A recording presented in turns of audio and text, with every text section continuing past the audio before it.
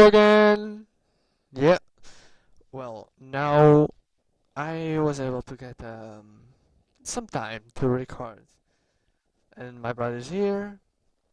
Finally. Yeah, finally. But let's hear what Crow can teach us, even if he is in pretty bad shape. My brother has caught up, don't worry, he knows what he's going to watch.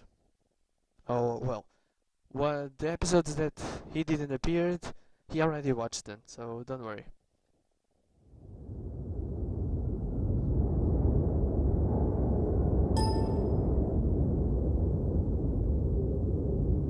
The Great War.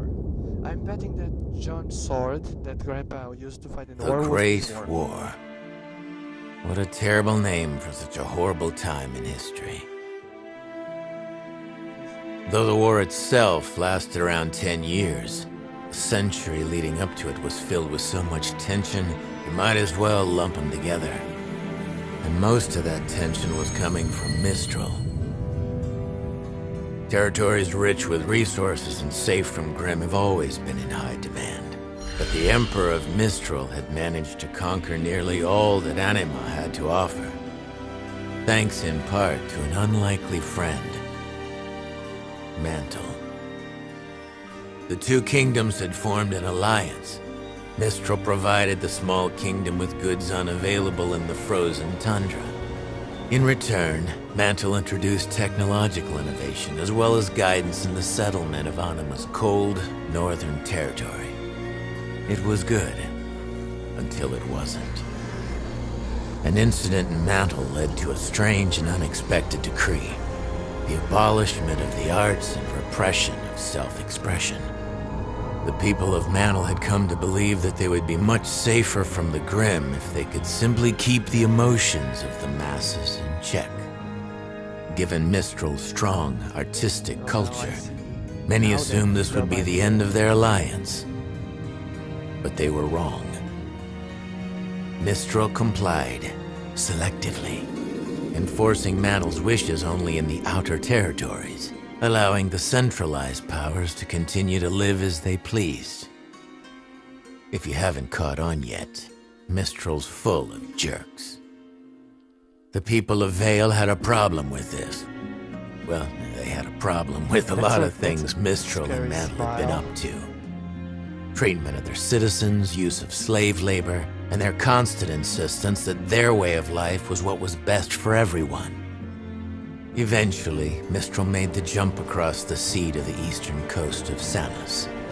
The small islands and peninsulas in the area were perfect to establish a settlement.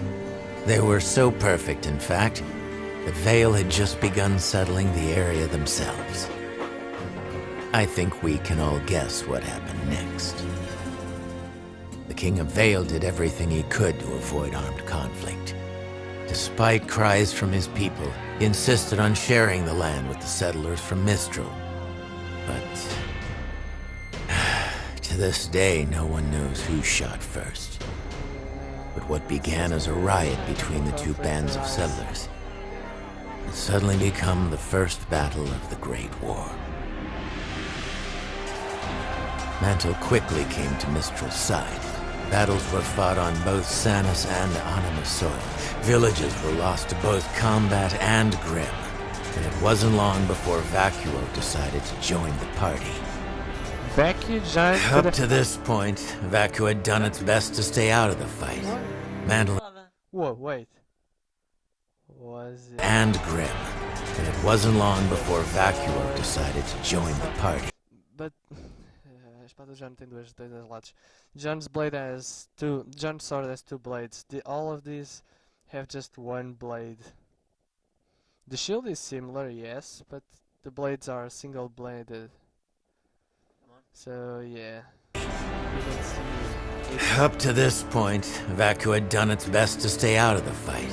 Mantle and Mistral, having both already established a small presence in Vacuo territory years before, promised to leave them provided they didn't interfere. Soon, those talks evolved. It went from "don't side with them" to "side with us and you'll be safe."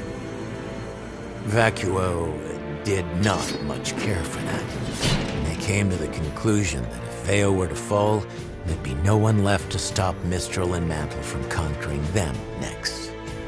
So they did what they considered to be the logical thing.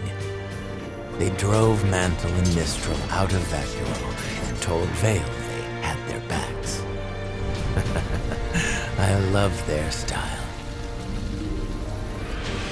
So the war raged on. Grim attacks increased worldwide. On the battlefield, this meant a temporary ceasefire in order to deal with the hordes of monsters before returning to the fight at hand.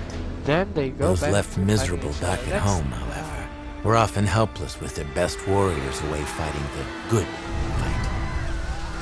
A lot of settlements were lost during these years, and most were never reclaimed. Rations on food and dust were put into effect. Development of technology accelerated. Humans and faunas who fought alongside one another became closer.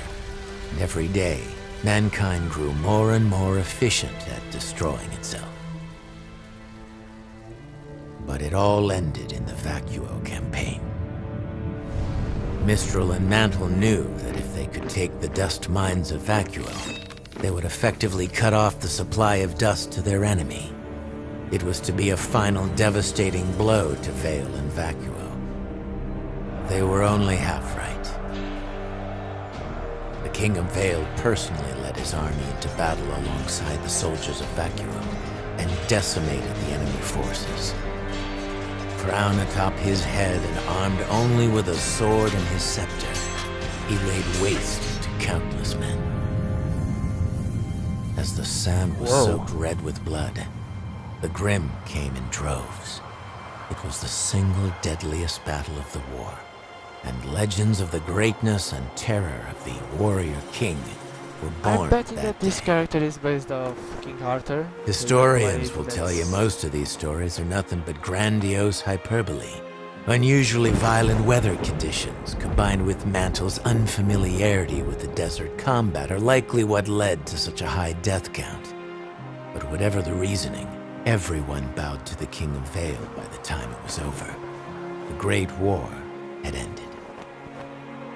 The world was ready to live under the rule of Vale. But the king refused. The leaders of the four kingdoms met on the island of Vital, and it was there that they worked together to form a treaty and establish the future of Remnant. Council. Territories were redistributed, slavery was abolished, governments restructured, and the warrior king, the last king Vale would ever have, founded the Huntsman Academies and placed his most trusted followers in command of each kingdom's school. He would teach the world to fight so long as we promised to fight for ourselves and never against ourselves.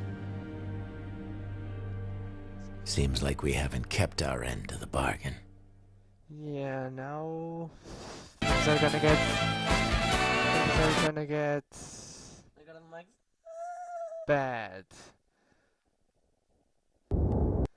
Well, that was a lot of information. But I think that there's no speculation here, other than maybe John's grandfather fought on the war. But other than that, everything was clear and direct.